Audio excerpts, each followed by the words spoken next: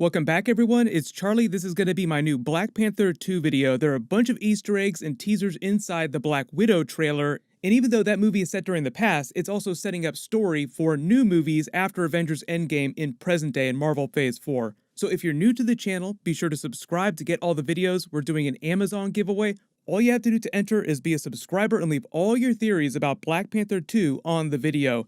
Thankfully, Black Panther 2 is one of the few movies that has not been shut down or delayed by the virus that's been happening lately. Currently, the movie is coming out May 2022 and is set to open Marvel Phase 5 in a really big way. That's when we're really going to start seeing a lot of the new Fox X-Men characters rebooted inside the MCU, the Fantastic Four characters, all the big stuff that everyone's hyped about. But we actually see some Black Panther stuff happening during the Black Widow trailer. So during the Black Widow trailer that they released just a little while ago, we all saw the Taskmaster has a set of gloves that look like they're made from the same vibranium material that Black Panther's suits are made of, and his claws are also probably vibranium metal. You see him use some of Black Panther's fighting moves. We see him watching footage of all the Avengers, so no wonder he's able to copy all their abilities. But the Black Widow movie also takes place around the same time as the Black Panther movie was happening, right after Captain America Civil War, but before Avengers Infinity War. Just for reference, that was a 2-year period, because that's how long Hawkeye and Ant-Man were under house arrest. Oh, hey guys. Are my 2 years up already?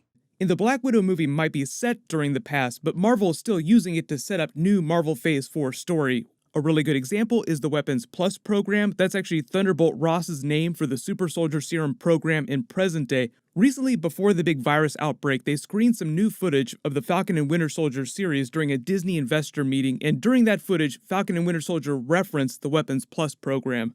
So it's not a big stretch to see Taskmaster with his Black Panther gear and copied fighting moves and a couple of other Black Panther 2 Easter eggs in the Black Widow trailer, implying that some of Taskmaster's plans involve things that will cross over into Black Panther 2 in present day. And if it wasn't clear, Black Panther 2 will take place after Avengers Endgame. The only new movies that are coming out right now but are set during the past are the Black Widow movie and the Eternals movie. But the Eternals movie is kind of doing the same thing as the first Wonder Woman movie did, where some of the movie is set in present day and some of it is set during the past to tell their ancient origin story. Most of those characters are thousands of years old. The exception is Kit Harington's Black Knight character. He is just like a normal person that's alive in present day. We'll talk more about that when they drop the Eternals trailer. Also recently, in real life, just before the big virus outbreak, Angela Bassett, who plays Ramonda, Black Panther's mother, revealed that Shuri is also building Black Panther a new suit for Black Panther 2. This is the clip of her talking about that. Everything on set of Black Panther 2, by the way. Going along, coming Amazing? along. Yeah. Amazing, You were absolutely. You were telling me backstage that they decided to change the costume of Black Panther? Jimmy, I was telling you that in confidence. That's them just hyping up the new tech that Black Panther is going to be using during Black Panther 2. No surprise he would get a big upgrade for that new movie. Just look at Iron Man in all of his movies. He gets multiple new suits sometimes in his new movies, mostly for the purposes of selling new toys. But also because the villain of each movie poses some new challenge that their old armor isn't up to the task. That was the whole reason Shuri gave Black Panther his most recent nano vibranium armor. She made fun of him for how old the suit was, how he had to climb into it like a regular pair of pants and put the helmet on with his slow reaction time, don't freeze. The nano armor was intended to solve that issue by being instantaneous and connected to his brain through a neural link. With this version of the armor, all he has to do is just think what he wants it to do and the armor will do it. She also added the charge ability that allows it to absorb energy for later use. That was the cool secret function. There have been a lot of rumors about who the villain of Black Panther 2 is, Namor, Doctor Doom. I don't know if any of those rumors are true, but I would love to see them use major new Fox Marvel characters rebooted in the MCU. Like Storm would be amazing in Black Panther 2. And fun fact, had they made the first X-Men movie a couple years earlier before they did, Angela Bassett would have made an amazing version of Storm in that movie.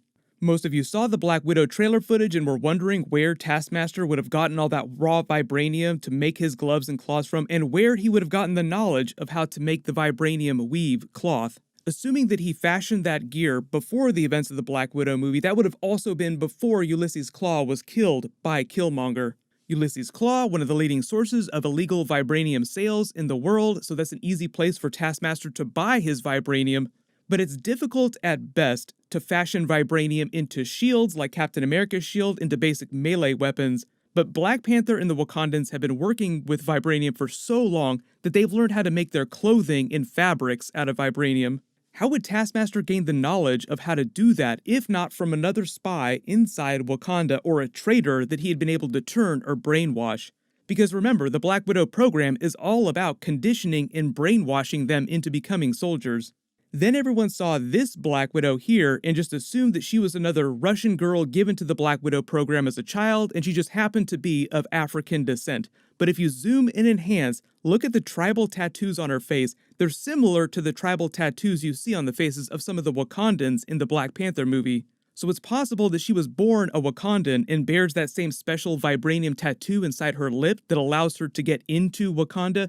And at some point in her childhood, Taskmaster had her abducted and brainwashed her to become a Black Widow so that he could infiltrate Wakanda and gain access to their secrets and technology.